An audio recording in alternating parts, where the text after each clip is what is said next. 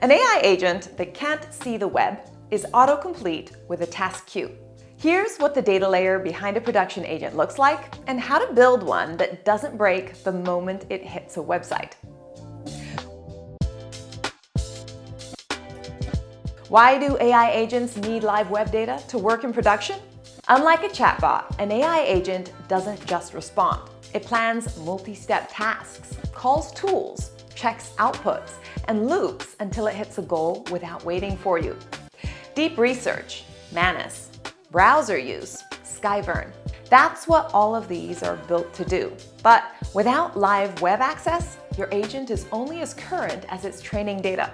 That's why web data for AI agents isn't an afterthought. It's what separates a useful agent from an expensive demo. For any use case that depends on current information, the training data cutoff is a real problem. RAG helps, but a static vector store goes stale the moment you build it. And agents doing pricing intelligence, market research, lead gen, or competitive monitoring need real-time data, not embeddings from 3 months ago. But what happens when your agent tries to access the web? It works in dev, but dies on query 3 in production. Here's why. Cloudflare, Akamai, Datadome, and Perimeter X fingerprint browser behavior, TLS signatures, request timing, and header patterns. A Python request session doesn't pass. On top of that, Cloudflare now blocks AI crawlers by default. If your IP pattern or user agent matches known bot infrastructure, you get a 403 before you send a query. Robots.txt has shifted from a polite convention to a legal reference point. OpenAI, Anthropic, and Google publish their crawler identifiers. Sites write rules specifically targeting them. Login-gated content adds another layer. Sessions expire, unusual IPs trigger MFA, and agents don't handle reauth gracefully. LangChain, CrewAI, and AutoGen don't solve this. They call your scraping tools, and if those tools can't handle bot detection, neither can your agent. Now that you know what you're building against, you can choose the right strategy. RAG versus live web retrieval. Which one does your agent actually need? RAG works when your data is internal, bounded, and doesn't change much, such as documentation, policies, and past reports. Index it once you're done. Live web retrieval is how you get real-time data for AI agents. It can be anything external and time-sensitive, such as pricing, news, product listings, and regulatory updates. Most production agents need both: a static vector store for internal knowledge, a live scraping layer for external real-time sources, and routing logic that decides which path a query needs. Once you know you need live retrieval, the next problem is cost. Feeding raw HTML to GPT-5 or Claude is expensive. A single rendered page can run 40,000 to 80,000 tokens before you've pulled a single useful value. That's why you need a pre-processing step before anything hits the model. Strip navigation, scripts, and boilerplate first. Convert to clean markdown using Cheerio, Firecrawl, or GenoReader. Cache aggressively. Most agents refetch the same pages on every loop. Token costs scale with context length, so a lightweight pre-processing step quickly pays off. Also, it keeps your agent architecture clean enough to actually debug. But pre-processing is just one part. So what does the full data infrastructure actually look like?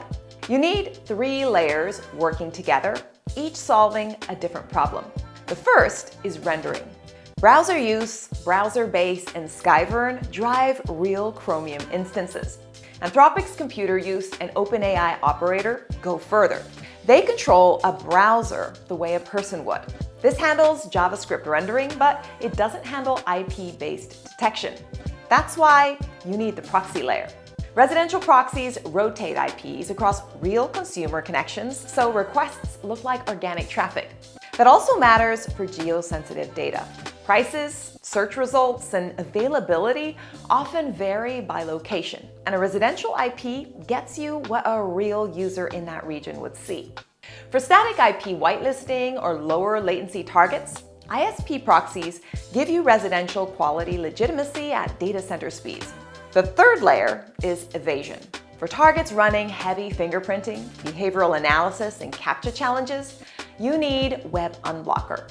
It handles fingerprinting, TLS normalization, CAPTCHA solving, and automatic retries, so your agent stays unblocked without you managing each of those layers separately. One more thing worth building around is MCP, the Model Context Protocol. It's Anthropic's open standard for connecting agents to tools and data sources. In 2026, it became the default integration layer between agent frameworks and infrastructure like scraping APIs and proxy pools. If you're designing a new agent project from scratch, MCP is how you keep the data layer clean and swappable. So, what does this actually look like in practice? Let's say a pricing intelligence agent monitors competitor pricing across 50 e-commerce sites on a schedule and updates an internal database. It needs rotating residential proxies, a markdown cleaning step to keep token costs down, and TTL-based caching so it's not refetching static product pages every hour. Or a lead generation agent enriches a prospect list by scraping company sites, LinkedIn profiles, and news mentions. It needs high IP diversity to avoid pattern detection across many domains, session management, and a quality filter before anything hits the CRM. Both break without a solid data layer, and neither is complex to build once the infrastructure is in place. Before you ship anything at scale, keep in mind that the legal landscape around AI agent web scraping is moving fast. The EU AI Act, the Reddit versus Anthropic lawsuit, and HiQ versus LinkedIn are all shaping where the line sits, so get legal involved early. Remember, the model is a configuration choice. The data layer is the part you actually engineer. Build it in from the start, not as a patch later, and treat it like the rest of your production infrastructure. If you need residential proxies, ISP proxies, or web unblocker for your agent stack, talk to our team at IPRoyal. We'll help you design a setup that handles real-world targets at the scale your agent actually needs.